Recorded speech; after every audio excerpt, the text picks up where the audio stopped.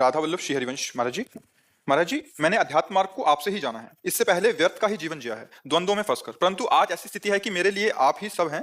वृंदावन भी आपसे है, श्री जी भी आपसे। आपके दर्शन मात्र से और सत्संग के बाद वृंदावन में कहीं जाने का मन ही नहीं करता, कहीं दर्शन करने का इच्छा ही नहीं होती। आप हमारे लिए दिव्य और सर्वत्र। फिर भी ऐसा लगता है कि जब आप प्रत्यक्ष रूप से नहीं होंगे तब हम वृंदावन किनके दर्शन हेतु आएंगे? क्या तब भी नियमित वृंदावन आना चाहिए? वैसे जैसी किसका प्रश्न है? जैसी भावना आपकी, अगर ऐसी भावना परिपक्व हो जाए तो आपको लगेगा ही नहीं कि हमारे गुरु जी गए हैं या संत गए हैं। ऐसा नहीं लगेगा, क्योंकि ये शरीर भले चले जाए लेकिन इस शरीर के अंतर्गत जो परमात्म तत्व है वो तो कभी जाएगा नहीं ना। वो तो सर्वत्र व्याप्त तत्व है। जैसे गुरु तत्व है ऐसे ईश्वर तत्व है। गुरु तत्व को कहा गया अखंड मंडलाकारम व्याप्तम येन चराचरम। तो एक व्यक्ति के ढांचे में जो बैठा हुआ तत्व है, और ढांचा तो जा सकता है, वो नहीं जा सकता। और आप खास तौर से प्यार उसी से करते हैं, ढांचे से नहीं। ढांचा अगर आज है तो कल नष्ट होगा, पक्का नष्ट होगा। ये नाशवान है। लेकिन इसमें जो बैठा है वो अविनाशी है। और अगर भाव आपका बना है तो ऐसे ही प्रेमानंद रूप ऐसे ही धारण करके वो अविनाशी तुम्हारा शासन करता रहेगा। तो तुम्हें लगेगा कि दुनिया की नज़र में वो चले गए, लेकिन मेरी नज़रों में तो हर समय सामने बसे गए। तभी बात, प्रेम का मतलब यही होता है। शरीर की उपस्थिति या अनुपस्थिति, प्रेम में कोई फर्क नहीं पड़ता। जैसे गोपीजन, मथुरा कितनी दूर है और वृंदावन, भगवान का आदेश नहीं था तो कभी कोई गोपी मथुरा में कदम नहीं रखा। और प्यार में तड़पते हुए जब उद्धव जी ने देखा तो उनके पास ही श्री कृष्ण दिखाई दिए।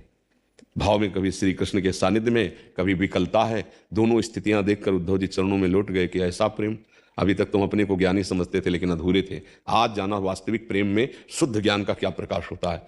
कभी ऐसा महसूस नहीं होगा गोपीजनों को कि प्रभु हमसे दूर हैं। वो खुद कह रहे हैं उद्धव से कि नाहिन रहे हो ही माँ ठौर। अब हृदय में जगह नहीं रह गई तुम्हारे उपदेश की। नंद नंदन अछत, या विनाशी स्वरूप से प्रभु विराजमान हो गए। तो जब हम किसी से अपनापन करते हैं और वो सत्य वस्तु होती है तो हमारे दिमाग में, हमारे हृदय में वो छा जाती है। जब हम असत वस्तु से करते हैं तो ममता उसकी भी हो जाती है, पर फिर उसका वियोग होता है। उपस्थिति सत की निरंतर होती है, असत की रह नहीं सकती। वर्तमान में भी वो नष्ट हो रहा है प्रतिपल। असत है ना, देखो पता नहीं चला बाल्यावस्था का किस तारीख से परिवर्तन हुआ, पर खत्म हो गई। पता नहीं हुआ जवानी का किस तारीख को आयु किस तारीख को खत्म हो गई। अब पता नहीं चलेगा किस तारीख को ये शरीर पूरा खत्म हो जाएगा। ये प्रतिपल मर रहा है क्योंकि मरण धर्मा है। अविनाशी प्रतिपल वैसा, मैं वैसा ही था बाल्यावस्था में, मैं वैसा ही था गर्भ में भी, मैं वैसा ही था जवान में भी, मैं वैसे ही था बूढ़े में। मैं अगर मुक्त नहीं हुआ तो अगला जन्म फिर वैसे ही होगा और उसी को मैं मान लेगा। मैं के साथ जो जो जुड़ता जाता है, जब तक वो नहीं हटेगा तब तक मैं मुक्त नहीं हो सकता। मैं स्त्री, मैं पुरुष, मैं धनवान, मैं कुलवान, मैं विद्वान, मैं के साथ जो जुड़ा प्रकृति का, वो आपको जन्म लेने के लिए विवश कर देगा। और मैं शुद्ध रह गया, वो मोक्ष को प्राप्त हो जाएगा। और मैं भगवान को समर्पित हो गया, वो प्रेम को प्राप्त हो जाएगा। अभी मैं के साथ कुछ जुड़ा रहता है। अगर हम गुरुदेव को मनुष्य मानेंगे तो बहुत घाटा हो जाएगा। अगर गुरुदेव को साक्षात परब्रह्म मानेंगे तो उनका शरीर रहे न रहे, हम कभी गुरुदेव से विलग नहीं रह सकते। और गुरुदेव कभी मनुष्य नहीं हो सकते, मनुष्य कभी गुरुदेव नहीं हो सकता। पक्की बात मानो। गुरु ब्रह्मा गुरु विष्णु गुरुदेव महेश्वरा, गुरु साक्षात परब्रह्म तस्मै श्री गुरुवे नमः। और परब्रह्म के अनेक रूप होते हैं। वो कभी किसी रूप में प्रकाशित होकर हमें पकड़ ले, हमारे हाथ को पकड़ करके खींच ले माया से, और हमको ऐसे ही भाव रखना है। हमारे गुरुदेव हर समय मंत्र रूप में, नाम रूप में, भाव रूप में हमारे साथ हैं। नहीं तो फिर असहाय हो जाएंगे, फिर तो असमर्थ हो जाएंगे। तो ऐसे को क्या पकड़ना जो मरे और जिए। जो हमारा साथ छोड़ दे वो हमारा गुरु कैसे हो सकता है? जो हमारा साथ छोड़ दे पर ब्रह्म कैसे हो सकता है? हर समय गुरु यहीं बैठे रहते हैं आज्ञा चक्र में। कभी गुरु से विलग थोड़ी एक सेकेंड नहीं, हर समय यही आसन लगाए हुए बैठे हैं। तो अगर हम अपना भाव ठीक कर पाए तो गुरु ब्रह्म है और वो कण कण में व्याप्त है और वो अविनाशी है और वो आपके हृदय में बैठा है। और जब तक आपको मुक्त नहीं कर देगा तब तक वो नहीं मुक्त होगा। सच्चे शिष्य का यही लक्षण है कि गुरुदेव में प्रबल आसक्ति कर ले तो सच्चे गुरुदेव उसको मुक्त करके ही ले जाते हैं पक्का। जब तक मुक्त नहीं करेंगे तब तक वो उसके हृदय में कैद रहेंगे और उसका काम बना के तब फिर मुक्त होंगे। तो एक गुरुदेव हैं बाहर बैठे हुए, एक गुरुदेव हैं हृदय में बैठे हुए। हृदय वाले गुरुदेव का विशेष परिचय बनावे तभी हम गुरुदेव रहित नहीं होंगे, गुरुदेव सहित रहेंगे। और अगर बाहर वाले गुरुदेव को केवल मानेंगे तो बाहर से तो जाएगा ये, आज नहीं तो कल जाएगा। शरीर तो नष्ट होगा ही। शरीर से प्यार नहीं, किसी के शरीर से ना अपने ना गुरुदेव के। सच्ची बात मानो ना, शरीर जाएगा, ये मिट्टिया मेट होगा। ये पंचभूतों का बना हुआ है। अग्नि तत्व में, जल तत्व जल में, वायु में, पृथ्वी में, आकाश में। ये कपड़ा है गुरुदेव का। हाँ, कपड़े से तात्पर्य है कि हम इसी मुख से सुन पा रहे हैं, हम इसी को देख के समझ पा रहे हैं। तो यही इसीलिए समझाया जा रहा है कि इस पे आसक्ति नहीं। उस तत्व पे आसक्ति करो तो तुम अपने को कभी असहाय नहीं देखोगे, कभी रहित नहीं देखोगे गुरुदेव से। सत्य विषय को मान लो, गुरुदेव कण कण में व्याप्त हैं और ये जो व्यक्तित्व है ये समय के लिए है। एक शरीर का व्यक्तित्व समय के सीमा में बंधा हुआ है, लेकिन जो उस व्यक्तित्व के अंदर महत्व है गुरुदेव वो असीम है। उसी से प्यार करना चाहिए, उसी के प्यार से हमारा जीवन मुक्त होगा। ये मशीन है बहुत, इससे ज्यादा प्यार ना तुम अपने शरीर से करो ना किसी अन्य के शरीर से करो, तत्व से करो तो जीवन मुक्त हो जाओगे। शरीरों में तो सब फंसे हैं, अपने और पराये शरीरों में सब फंसे हैं। अध्यात्म शरीरों से मुक्त करता है, शरीरों की आसक्ति नहीं पुष्ट करता है जी। मनोज सिंह जी, राष्ट्रीय अध्यक्ष राष्ट्रीय बजरंग दल। राधे राधे महाराज जी। महाराज जी, इनका प्रश्न था कि बहुत सारे महाराज जी हमारे सनातन संस्कृति में बहुत सारे ऐसे धर्म हो गए हैं, ऐसा पंथ खुल गए हैं जिससे मतलब हमें खतरा तो नहीं है आज की उसमें, मतलब आगे और क्या इनका खतरा तो है, मतलब दूसरे खतरा तो है। तस्मात् शास्त्रम प्रमाणम ते कार्याकार्यो व्यवस्थितो, अगर ये नहीं रहेगा तो खतरा ही खतरा है। शास्त्र क्या कहता है उसके अनुसार चलना बहुत कठिन है। तो हम खुद नहीं चल पा रहे हैं और दूसरों को अपनी वासनाओं की पूर्ति के लिए उसका सही स्वरूप न रख करके, अगर सही स्वरूप रखेंगे तो हमारी वासनाओं की पूर्ति नहीं होगी, क्योंकि उपासना वासना को भस्म करती है, सजाती नहीं है। अध्यात्म इस प्रकृति से ऊंचा उठने की बात करती है, प्रकृति में लिप्त होने की नहीं बात करती है। तो जब हमारी मना कष्टान इंद्रियाणी प्रकृति स्थानी कर सके, मन सहित 5 ज्ञान इंद्रिया भोगों में है और हमें भोग सामग्री चाहिए, तो हम शास्त्र की सही बात बता ही नहीं पाएंगे और ना सही हमको खुद पता होगी। पर अपने को तो सब भगवत स्वरूप मानना है, भगवत स्वरूप चलना है। आपने प्रश्न किया इसलिए कह रहा हूं कि आगे चल करके शास्त्र मर्यादा गुप्त और लुप्त होती चली जाएगी। तस्मात् शास्त्रम प्रमाणम, हमारा कोई ऐसा सिद्धावस्था नहीं जो हमारे शास्त्र में ना लिखी हो, कोई ऐसा मार्ग नहीं है जो शास्त्र के विरुद्ध हो। शास्त्र में उठा के देखो, तुम्हारे आचरण मिलने चाहिए, नहीं मिलने चाहिए तो पाखंड और दंभ के सिवा नहीं है, खुली बात है।